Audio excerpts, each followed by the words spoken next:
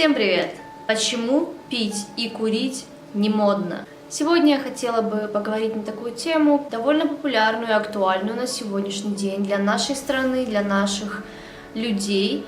И, к счастью, я заметила такую тенденцию за последние годы, то, что намного меньше людей стали злоупотреблять вредными привычками.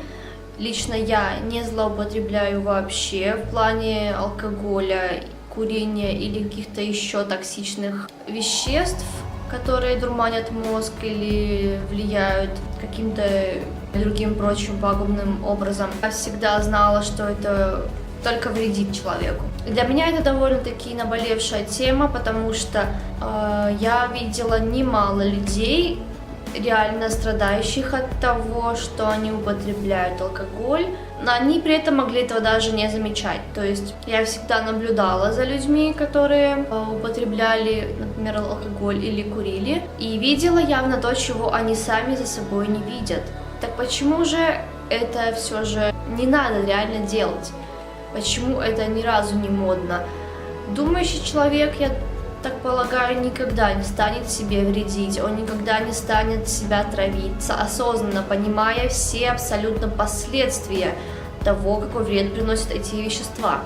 И я всегда не понимала, когда люди, которым даже освещали эти вопросы в учебных заведениях, в школах, университетах, каких-то информационных видео, различные плакаты кругом и всюду, да, везде эта информация есть, даже раньше были социальные рекламы на эту тему, и тем не менее люди, услышав это, явно почему-то не относились к этому серьезно, например, так же, как и я. Если я слышу о том, что это, и вижу со всеми примерами, как это влияет на внутренние органы моего же организма, например, да, или каждого человека организма, то я сразу понимаю, что мне это совершенно не нужно, чтобы мой организм страдал из-за таких вещей. Даже если, как в случае с пассивным курением, это будет просто рядом со мной находиться. То есть мне это совершенно не нужно, я не хочу себя травить, потому что я себя люблю, ценю и уважаю. Я никогда этого не понимала, когда человек вроде бы всю эту информацию услышал, явно даже с ней ознакомился, но, видимо, какой-то вот степени осознания в голове не хватает. То есть какой-то тумблер там не щелкнул, и человек продолжает дальше злоупотреблять. Так, да ладно, так все делают, какая разница, ничего страшного. Причем еще есть медицинские сотрудники, некоторые сотрудники, которые доказывают пользу алкоголя в небольших количествах. Не знаю, может быть, есть еще такие, которые пользу табака доказывают. К счастью, в последние годы у нас появились ограничения на рекламу по ТВ, в средствах массовой информации, на алкоголь, на табачные изделия. И это очень хорошо, то есть хотя бы молодежь, дети этого не видят по телевизору.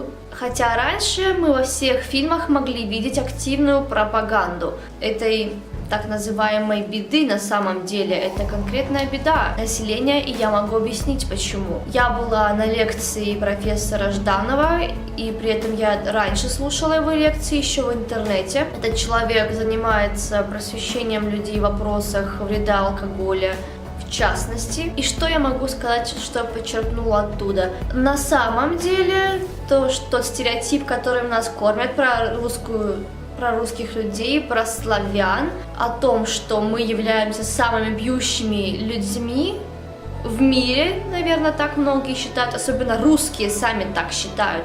Я могу вам сказать следующее. Первое. Раньше наш народ в нашем государстве, да, был категорически не пьющим. Это презиралось, люди занимались спортом, была пропаганда физической активности, и те, кто злоупотреблял каким-то образом, его выставляли на посмешище и позор в обществе. Но все изменилось с 60-х, 70-х годов, когда были построены множество ликероводочных заводов. Ситуация пошла совершенно в другую сторону. Началась пропаганда того, что пить это совершенно нормально. Ну, про курение примерно схожая история. Началось активное внедрение этой идеи сквозь фильмы, сквозь кино. Везде это стало афишироваться как норма. Потому людям это и вложили в голову, что в принципе-то это норма. Люди просто не знают своей истории и думают, что так и должно быть. Все вокруг меня это делают.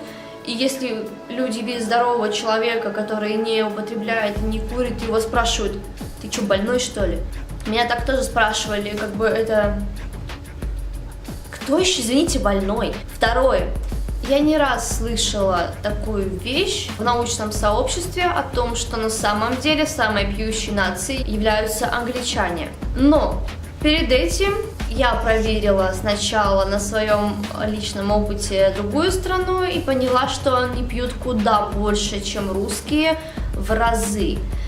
Я была в Южной Корее и могу прямо сказать, что там идет, как я заметила, это мое личное мнение, но я сделала такой вывод, что там идет активное спаивание нации. На секундочку так, корейцы являются нацией-долгожителями, да, так же, как примерно и японцы. И что же можно наблюдать в той же Южной Корее? Активная пропаганда везде в СМИ алкоголя. По поводу сигарет, конечно, я точно не помню, но мы еще к сигаретам вернемся по поводу Южной Кореи. То есть в метро, в рекламе, в каких-то изданиях даже можно встретить рекламу алкоголя. Они пьют свой соджу, это рисовая водка, и там у них это прям культура. И учитывая, что они очень социальные, сами по себе корейцы, и если у них есть иерархия, если их зовет начальство или вышестоящий по статусу человек выпить, то человек, даже если он не пьет, не может отказаться, потому что это не принято в обществе. Таким образом, старшие автоматически спаивают младших, и у тех программа формируется такая же, что все вокруг пьют, и это норма. И даже у них во многих телевизионных программах и шоу выступают врачи, медицинские работники, которые доказывают пользу алкоголя. Ну ладно, это я тоже попозже добавлю, почему мне кажется это полным бредом. И насчет сигарет в Южной Корее. Я бывала в местах, в общественных местах, в которых корейцы пьют. Они даже могут это делать, когда у них просто какая-то деловая встреча. Они там, очень многие мужчины курят, например. И сигареты у них по сравнению с нашими, даже наши я не могу терпеть, когда кто-то курит при мне рядом. Я прошу как бы либо отойти от меня, либо я сама ухожу, либо там открываю окно, что-то такое. Там, когда корейцы некоторые курят сигареты, они у них какие-то просто термоядерные, я просто от них кашляла, и у меня был период, что я простыла в Корее, и я просто закашлялась, потому что у меня было раздраженное горло из-за того, что я была простывшая. И серьезно, вот просто этот дым, попав мне в горло, так вот разъел его, что я ушла, убежала оттуда и кашляла минуты 3, наверное, не останавливаясь. Потом пила воду, в общем, просто там еще намного хуже табак, чем даже в России. Третье, наконец-то те самые англичане. Я, конечно, не так долго пока была в Великобритании, но уже за те дни, что я там была, успела увидеть реально такую закономерность, что люди очень любят ходить в паб. То есть, если ты с кем-то там списываешься, даже с целью найти себе компанию, чтобы показали тебе вокруг окрестности, какие-то места, то люди спрашивают чуть ли не первым делом: может, мы сходим в паб, может быть, там за бокалом вина сначала пообщаемся заодно, или там что-то такое. То есть у людей также эта мысль идет. Ну, я, конечно, в пабах не была, но подозреваю, что там люди пьют не по-детски. И все же, что бы я хотела сказать насчет того, как многие медики утверждают пользу алкоголя. Все очень элементарно. Наш организм состоит из белка, то есть почти все, что в нашем теле есть, все наше мясо и все наши органы – это белок. Наши глаза, наши пальцы, наши органы, наш мозг – это белок. У меня есть ВКонтакте прекрасное видео о том, как именно спирт влияет на белок. И вот это видео. Организм – это белковая форма жизни. Ткани, кровь, кости, головной мозг – это все белок. Белок яйца идентичен человеческому белку.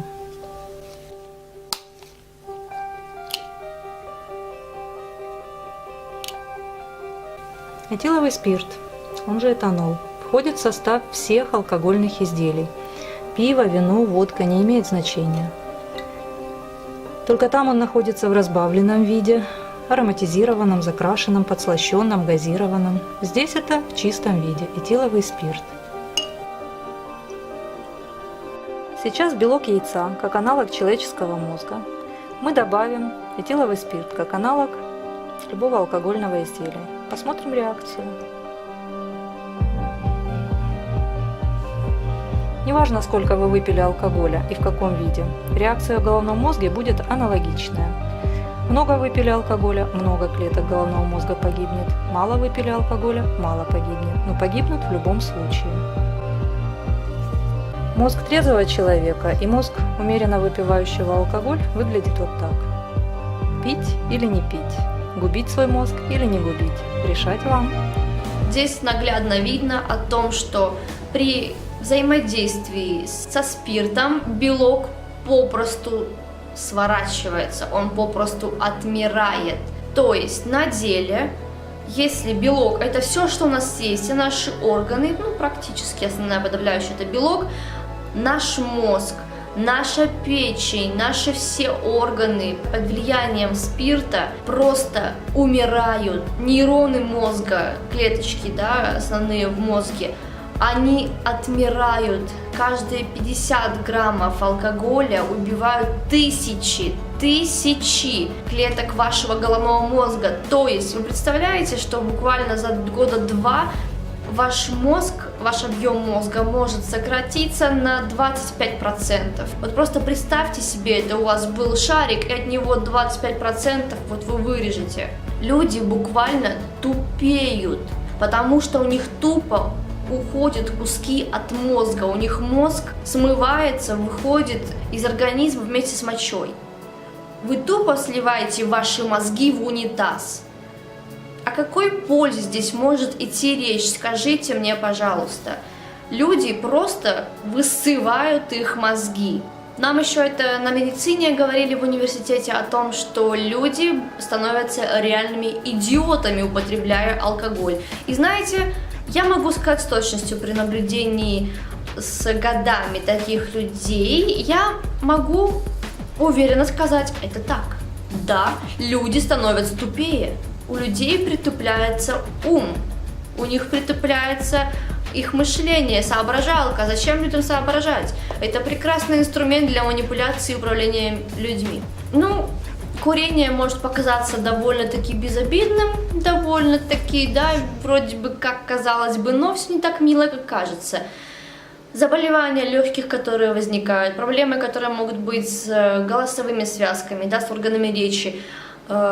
Куча людей страдают именно на органах, вот именно органами такими, как язык, вот именно все вот эти связочки, то есть все, через что проходит, да, вот ваш никотин, когда вы его вдыхаете, все это отражается на вашем здоровье. Это такие мелочи, как голос становится ниже, грубее, таким рыхлым, зубы, пожелтение кожи, это еще цветочки. А то, что у людей может развиваться даже рак на фоне этого, не говоря там уже о каких-то проблемах, да, с легкими и серьезными. То есть это стоит вообще об этом как бы думать. Если вы себя любите и цените, как вы можете с собой такое допускать, как вы можете сознательно пихать в себя эту дрянь. Вот просто в следующий раз задумайтесь об этом, обо всем, прежде чем запихать сигарету себе в зубы. То, что внешность будет дряхлая и увядающая, это только минимальные видимые изменения. А внутренние изменения, если вы реально заглянете, да, задумавшись о том, как это влияет серьезно на ваш организм, то вы просто будете в шоке от этого. Реально, потому что ваши легкие будут просто покрыты вот этой вот как сажей. Ну, не сажей, конечно, но вот все будет такое вот черное в никотине. Я видела легкие в разрезе, живые, человеческие, когда они курильщика. Я была в учреждениях, в которых они вот как экспонаты стоят, эти вот легкие. И знаете, для многих это может быть довольно-таки нелицеприятно такое смотреть. Если вам это тоже интересно, сходите в любой музей исследования человека, хотя бы в тот же биологический музей в Москве, имени Тимирязевский, что ли. Сходите в Кунсткамеру. Это просто вам вот наглядно покажет, что это, чем вам это может обернуться. И еще мне нравится аргумент многих курильщиков. Курение успокаивает мои нервы. Знаете, сколько я видела курильщиков, чем больше они курят, тем они более нервозными и психованными становятся. Успокаивает нервы, да вы больше себе психику расшатаете, о чем вообще вы говорите? Серьезно, люди, пожалуйста, вы хотя бы думайте о том, что вы делаете перед тем, как вы это делаете. Я прекрасно понимаю, что многие люди даже не задумываются о таких вещах. Они просто так делают от того, что им нечем заняться. Но это уже другой вопрос, о том, что у вас жизнь получается вот такая вот скучная, или, я не знаю, или не наполненная, но как-то нужно жить-то уважая и любя себя, потому что у вас это тело дано вам не для того, чтобы вы вот так вот все выжили, порвали на кусочки и выбросили. Нужно это все беречь, как-то ценить себя, наверное. А если вы постоянно еще дурманите этим всем свой мозг, то чем вы в принципе будете думать о своем благополучии и своем здоровье? Вы хотя бы сначала перестаньте мозги ядом травить, а потом уже будет думать легче. Реально. Да, эта тема, возможно, такая щепетильная и острая для многих людей, но, тем не менее, я считаю, что нужно об этом говорить людям, потому что есть люди, особенно вот где-то в глубинке, да, которые могут быть в этом вопросе непросвещенные, у которых, допустим, там, если они из маленького населенного пункта, там у них вот это маленькое сообщество, которое в большинстве своем, может быть, злоупотребляет, и человек может быть не такой сильный, чтобы выделяться, идти против этой толпы. Он просто будет делать так, потому что так делают все. Не все люди могут взять всю свою силу духа и не травить себя. Но просто, к счастью, я такой человек, что мне всегда было наплевать, как люди вокруг меня хотели бы, чтобы было. И там у меня очень было много людей раньше в окружении, когда мы там еще компаниями какими-то могли гулять, которые злоупотребляли, и мне тоже это навязывали. Ну что, давай там за компанию, да мне все равно ваша компания в этом отношении, что вы хотите отравиться, я с вами за компанию отравиться не хочу, я с вами могу пообщаться. Но извините, мне травить себя не хочется, я хочу жить, я хочу, чтобы мой мозг мыслил всегда и был светлым, ясным, ум мой. Мне это просто не нужно. И за компанию сходить там, потому что тебе скучно постоять, выйти с тобой в курилке поторчать, я не собираюсь, потому что травись там, пожалуйста, один, если тебе это нравится, если ты решил так для себя, если ты сделал такой выбор. Если ты выбрал помирать уже в замедленной форме, то пожалуйста. Я понимаю, что сейчас могут пойти такие комментарии, что да вот же есть люди, которые 80 или 90 лет курили, и ничего, и прожили там до 98 лет, и ничего ведь, не умерли от того, что они курили, а на них там, не знаю, кирпич свалился. Да, я понимаю, а если бы они не курили, например, и у них не было бы этой всей гадости в организме, они могли бы прожить еще больше, еще на 100 лет больше, потому что ресурсы организма, значит, у них хорошие. Почему просто человек, когда ему даются ресурсы офигенные организма, у него идеальное прям состояние здоровья, ему нужно просто этому радоваться, ценить и идти сквозь годы, столетия, возможно, своей жизни и просто делать что-то хорошее, может быть, в жизни нет. Хорошо не живется. Слишком все хорошо, надо отравиться, пожалуй. Просто я никогда этого не понимала, когда у тебя хорошая, допустим, генетика, и ты вместо того, чтобы это ценить и беречь, и жить максимально дольше, это берешь просто и минимизируешь, даже если ты проживешь там 90 лет. Ты мог прожить, может быть, 200 лет, а ты же проживешь только 90, или ты мог прожить, 300, но как бы... Это отдельная тема разговора, но все равно. Ресурсы нашего организма, они намного больше. Можно говорить о том, что вот, сейчас время такое, экология такая, сейчас все вредно. Да, пожалуйста, все может быть вполне вредно, но все зависит именно от каждого человека, именно от каждого тебя. Как ты будешь за своим здоровьем следить? Да, можно жить, как я жила, в индустриальном городе и при этом засирать свой организм всеми возможными путями, просто всеми. А можно жить даже в таких условиях, но это будет единственный минус в твоей экологии, в экологии твоего тела, который, в принципе, реально устранить. То есть можно оттуда переехать из этого места, можно переехать в другое место, где будет хорошая еда, хороший воздух, и ты не будешь при этом сам себя долбить всяким ядом. В общем, я на эту тему могу разговаривать очень долго. Я думаю, это только первое видео на эту тему, это только начало я положила этой теме, потому что у меня эта тема прям очень сильно вызывает у меня такие прям эмоции. Я хочу, чтобы люди просвещались, наоборот, становились умнее, мудрее, а не травили себя всякой гадостью, потому что чем больше травят вас, дурманят ваш мозг, дурманят ваш ум, тем более вы управляемы. Просто подумайте об этом. Вот почему курить не модно, потому что вы становитесь просто бараном, управляемым, глупым бараном, с которым можно сделать что угодно. Нужно быть хозяином своей жизни и осознавать, что вы делаете в своей жизни.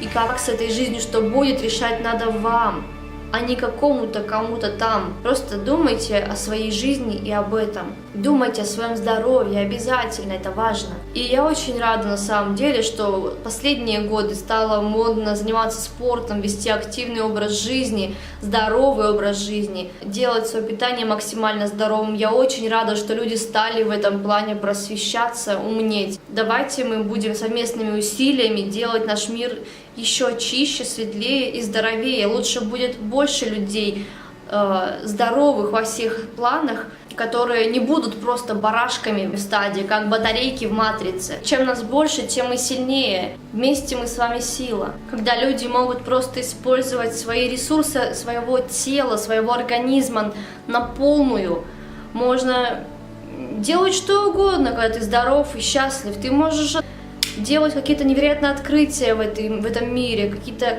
реально полезные вещи создавать для этого мира, для нашего мира, для нашей с вами жизни. Даже каналы для творчества в мозгу открываются, когда человек здоров, когда у него мозг не одурманен, когда клетки его мозга не отмирают и выходят из тела, а когда он наоборот функционирует хорошо. Человек должен быть полезен обществу в хорошем смысле, а не просто как рабочая лошадь.